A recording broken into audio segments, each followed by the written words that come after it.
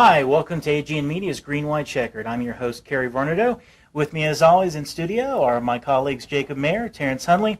Let's get right to it with Garage Talk. All right, Jacob, well, we're in a familiar spot. Jimmy Johnson dominates Texas and leads in the points going into the last two chase races. Wow. Yeah, and he did it in absolutely dominating fashion, leading 255 of 334 laps, and then just absolutely blowing the field out of the water in the final 141 laps. They ran under green, and he won by more than 4 seconds. It was. I mean, he's been the best driver of this era, and that is the type of race that just shows how much better he is from everybody. How big it was? I think it was more of a statement win because he hadn't won on the mile and a half this year. Kenseth had several mile and a half victories, and not only was he able to win and pull out to a 7-point lead, but he did it in such dominating fashion. So it basically showed that there is no weak spot in that 48 team with 2 races to go. Yeah, and even though he dominated like he did, they still showed some resolve. They had a long pit stop late in the race, dropped him back to 5th, and he still came back. Kenseth had a speeding penalty earlier in the race, dropped him down to 16th at one point, and he was only able to come back up to 4th. So I think even when they have problems, that 48 team is able to come back better than everybody else. I feel bad for Jeff Gordon in that race. I mean, he had just kind of gotten himself back in that hunt a little bit, and then he blows a tire, hits the wall. It's definitely down to a 2-man race. It's Jimmy plus 7. He was plus 7 at this point last year, and then ran into some problems at Phoenix and Homestead. Is he going to be able to, I guess, skip those problems this year? It'll be interesting. I think this team right now is running on all cylinders a little more smoothly than it was last year because this chase has been more typical of the seasons where he's gone on to win the championship. They really have not had many, if any, big problems in this chase. Last year, even before the wreck he had at Phoenix, there were a few races in there where he had some troubles. But it's going to be tough to beat him this year. Absolutely. All right, we'll look ahead to Phoenix when we come back.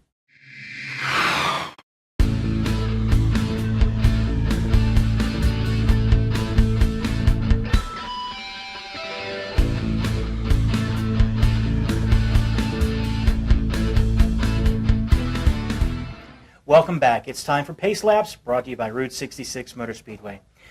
All right, so Jacob, we're down to 2 races left. We've got the Advocare 500 coming up in Phoenix. Who should we expect to be strong in Phoenix? I think we'll see the same guys that we've seen strong through the same chase. Part of what I think has made this chase really interesting is the 2 drivers on top, Jimmy Johnson and Matt Kenseth.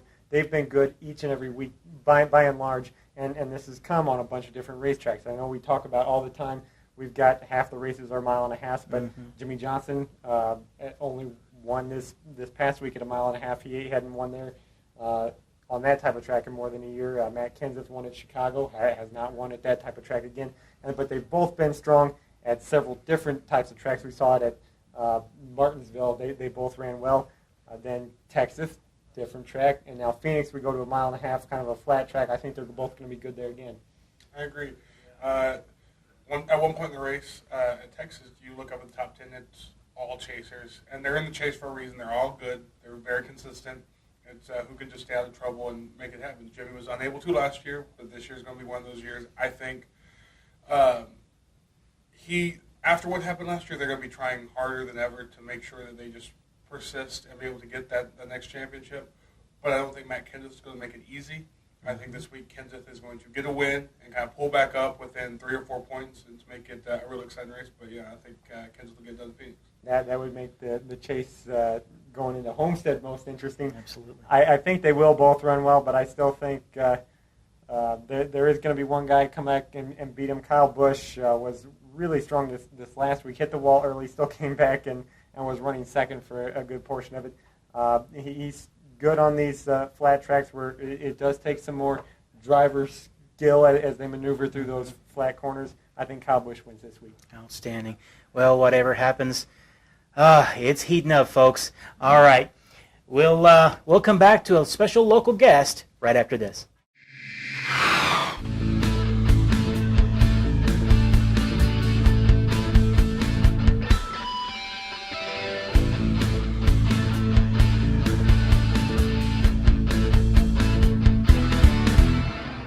Hi, and welcome back. This segment is Getting Our Ticks, brought to you by Budweiser. And this week we've got another special guest, Kent Johnson, Associate Athletic Director at WT. But we've got him on our racing show this week because he actually has an extensive background in racing himself. Could you just tell us a little bit about how you've been involved in racing? Well, sure, Jacob.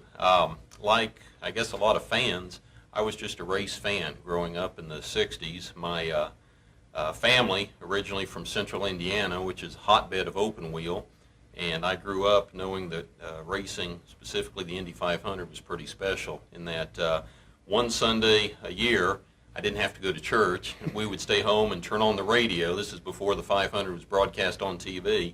And my dad and I would sit down with the starting lineup cut out of the paper, and we would follow the 500. And this was back in the mid-'70s, actually starting the early '70s when Al Unser won back-to-back, and then Johnny Rutherford from Fort Worth, which was my hometown, he won 3 out of, I believe, 5 years. And I learned that racing was something special. Now, being a youngster and not really having a track that I went to, I didn't really know what racing really was. And then as I got older into high school and stuff, ESPN started up, that kind of thing, and I learned about Formula One. Obviously NASCAR, was a big Richard Petty fan growing up, as well as the Indy cars. And then I graduated from West Texas State, as it was called, back in 1984, and got a job in collegiate athletics in sports information, which is basically collegiate PR for athletics, right out of school. Went to SMU in 1985 and was in sports information from 1985 through 1997. During that time, one of my stops was at TCU, and this would have been in the mid-'90s when ESPN was just starting to broadcast Thursday night football, and it was the first foray of college football off of Saturday. And the big schools, the Ohio States, the Miamis, Florida States, they didn't want to give up their Saturday or Saturday night, but the TCUs of the world were open to that. There was a little bit of money involved, but it was a lot of exposure. And so the first couple years, we had 3 or 4 games that we televised on Thursday night from Fort Worth. So ESPN would come to town. This is when they would show, I believe they called it Race Week America or Race Day America, and they would have the NASCAR Winston Cup Series. They would have the Indy cars, which was card at the time, drag racing as well. They did Thursday Night Thunder with the open wheel, the midgets and the sprints and that stuff. So ESPN was big into that, and the color commentator, the sideline commentator that came to town to do our football games was Dr. Jerry Punch. So the night before our football game, we would always take the broadcast crew out to dinner, entertain them a little bit, get to know them a little bit, and I made sure that I was seated at Dr. Punch's table, and we just kind of hit it off. He was interested in my side of things, being a casual spectator that was interested in racing, and I was interested in him as a football reporter that was big time into the racing scene. And we made a friendship that we still keep to this day. And as it would turn out, a few years later, he gives me a call and says that Darrell Waltrip's team's going through some changes, and one of the things they're looking for is a PR specialist, and he gave him my name. That was the end of the conversation. Well, a couple weeks later, our basketball season ends. I've got some spare time on my hands, and I always wrapped up the basketball season by going skiing. I get home from a ski trip. My answering machine on my phone was beeping, and it was Joe Carver, who was the team manager for, it was called Darwall Motorsports at the time, and saying that he'd like to talk to me about a position with the team. So I called him back. 2 days later, I'm in Charlotte interviewing for this job, and you know, it was like a kid in a candy store, so to speak. You know, what I didn't realize at the time was that the team was not funded like it needed to be to compete. You know, it was the latter years of Darrell's career as a team owner. Wonderful person, wonderful family, taught me a lot. I learned a lot from the crew and all that, but you know, we were back of the grid, what they would call a start and park now, except back then you didn't start and park. You just started at the back and ran until you got to about 15th and the race ended. And then a couple months later, a gentleman by the name of Tim Beverly out of Tyler, Texas, bought the team, and it became known as Tyler Jet Motorsports. But they kept me along as the PR representative for the team. And we had Darrell as our driver for the 1998 program. And then at the end of '98, Darrell moved on to another team. It was his final year driving.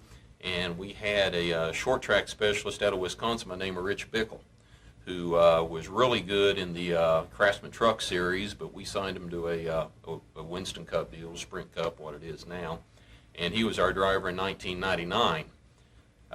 Being a startup team, we did not have any owner's points. We had to qualify, and it's hard enough explaining the way the NASCAR qualification procedures are when you're on the inside, let alone when you're on the outside and you don't know how it works. But it's not necessarily the fastest 43 cars that start. You've got 35 of them that are going to be guaranteed starts anyway, and then you're competing with the rest of the guys for these 6 spots at the back of the field. And we made about half the races. Fortunately, we made Daytona, so I was on the starting grid at Daytona, and we made the Texas race, but we got sent home by 5 or 6, and as we weren't making races, the finances of the team started to spiral downhill as well.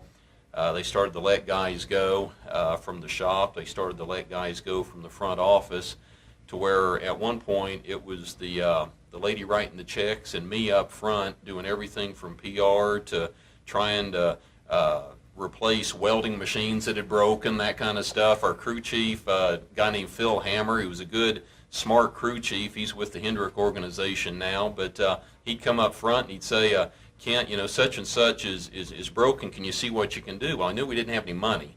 So you'd go out, you'd barter and trade, and you knew you had space on the car for a sticker and that kind of stuff. So I learned a lot of grassroots, ground up, how to go about things from that. But I did that until August of 1999. It was just over 18 months. And then I realized I needed to either get out of here or the ship was going to go down with me on it. So I jumped back into college athletics for a little bit. Got a job in Terre Haute, Indiana at Indiana State, which is 60 miles from the Motor Speedway. And I was there from 99 till 03, and then in 2003 I got a call from someone representing Tony George, and that got me into the open wheel end with the Indy Racing League in 03, and then I worked for Andretti Green Racing from 04 through 07. What a long, strange trip it's been. Yeah. Now, you mentioned that you kind of came at auto racing from an outside perspective going in. What was it about racing that attracted you to that sport in general? Well, as I think like anybody that is initially attracted to racing, it's just outright speed without a speed limit. And the first time, I was a season ticket holder at the Indianapolis Motor Speedway for the 500 starting in 1987. And I kept my tickets until I moved from Indianapolis back down here and realized, I'm not going to be getting up there anytime soon. But just the first time I went to the Indy 500 in 1987, and I was sitting on the very back stretch in supposedly the worst seats in the house. And you see the cars go by, those 33 cars go by on the formation lap, which is 80 to 100 mile an hour. But to hear the noise and to see the bright colors, if you've never been to a race, you don't realize how bright the colors actually are. And they go by, and my brother was with me, and our mouths are just hanging open like, wow. And the guy sitting next to us says, just wait till next time, and then the next time they go whoosh, and they're gone. But your brain catches up to them after a couple laps to where you can read the smallest print on the side of the car. But initially, it was the speed. But then as I grew up and I started to do some sideline reporting with a radio station out of Fort Worth, and they would send me up to cover practice and qualifying at the Speedway, I'd take vacation and do that. I got to see the business aspects, the mechanical aspects of what racing is, and just how it's not the old image of grease monkeys getting together, seeing how fast they can go. It is a high-tech, very professional profession.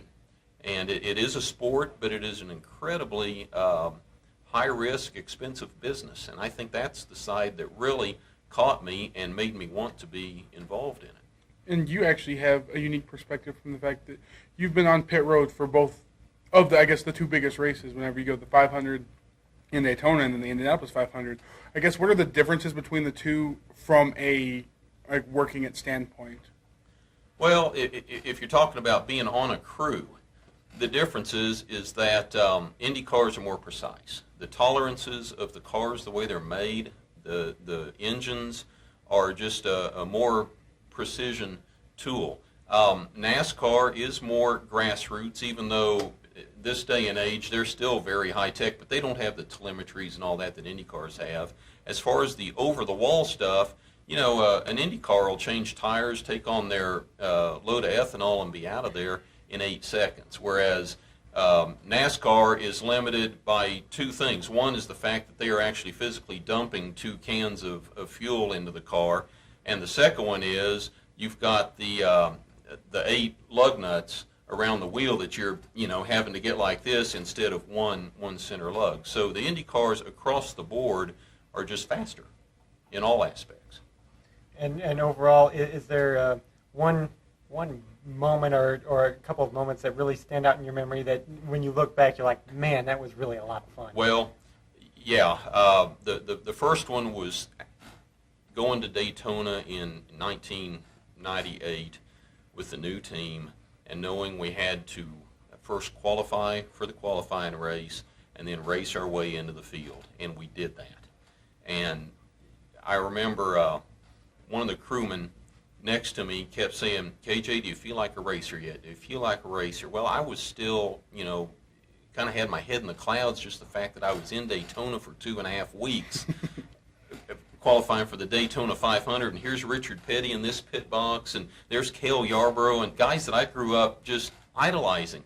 But then on race day, when we would take the car out to the grid, and one of my jobs was when everyone cleared the grid, I would stay out there with our driver. He would get in, and I'd help the crew chief buckle him in, and then I'd secure the window net. And I did that, and we always had this little ritual of just rapping the door, good luck, go get 'em. And that's when it kind of hit me. This is the Daytona 500, and I'm Kent Johnson, and I'm actually here, not up in the stands. That was one of them. And then the second one, as I mentioned earlier, my family was from Indiana. My grandpa used to tell stories of growing up in the 20s and driving his car down to the speedway, and when they'd have a rain delay, they would let the young men out on the track with their road cars to dry off the bricks back then. And then my dad played in the band at Purdue University, which is the official band of the 500, and there are several books in publication that have a picture of Purdue, and their band has this big drum, and my dad is standing outside the old pagoda banging the drum at the speedway. And then in 2005, I was with Andretti Green Racing, and I represented Tony Kanaan and Dan Weldon. Tony sat on the pole, and Dan won the race. And that was not just a personal thing for racing of I've made it, but that was one of those tears in your eyes about my granddad and my dad, and now even though it's a little different, I'm here too, and it's like full circle. And that was pretty cool. Yeah, that's really awesome. Now, when you look at racing today, and specifically the Sprint Cup Series, what are some of the things that you look for and that you've seen play out through this year? Well, I'm not a fan of the chase. I'll say that, because I think they fabricate a finish, and a guy, I think it's hard to beat Jimmy Johnson week in and week out. Chad Knaus was a fender bender on our team back in the day, and I mean, he was just a shop boy, and now you look at where he is, and that's just incredible. I mean, he is a bright young man, but I think the racing has been good. I think the new car they've got this year, you can race. The previous generation car they raced, you couldn't suck up and pass. And people want to see side by side. They want to see speed, but I think they want it to be safe. People like to see incidents, but they don't like to see accidents. And I think the racing this year has been better. Kevin Kevin Harvick has showed that he's still got some life left in him. I think next year, well, I think he's already moved to the new team. So next year, when he's fully ingrained in that team, he'll be a force to be reckoned with. Yesterday, this guy right here showed that, you give him a good car under him, and he can make it go around the track pretty darn quick. But in the long run, it's going to be hard to beat Jimmy Johnson. I think they're on the right track with the car. I was just reading last night to where they're looking at modifying their qualifying procedures for next year, which, right now, single car qualifying, the spectators don't get anything out of it. The competitors are just doing it to line up, and they know that it doesn't really matter where you start. In a lot of the races, you can get to the front with track position and pit sequence and all that stuff, but they're looking at going to the road course style where everybody goes out at once, or you go out in groups of 16, you divide the field in half and take your time from practice. And I think that is a move in the right direction, which might also draw spectators to the Friday and Saturday practice sessions. Those will be people that will stick around for the truck or the nationwide race, which right now those series are running in front of pretty empty stands. Right, totally. Well, thank you very much for coming on the show today. I really appreciate you coming on for us. It's been a lot of fun. Absolutely. Well, that's going to be our show for this week. Thanks for watching. Remember to drop us a line at gwc@amarillo.com. That's gwc@amarillo.com. Have a great week, everybody.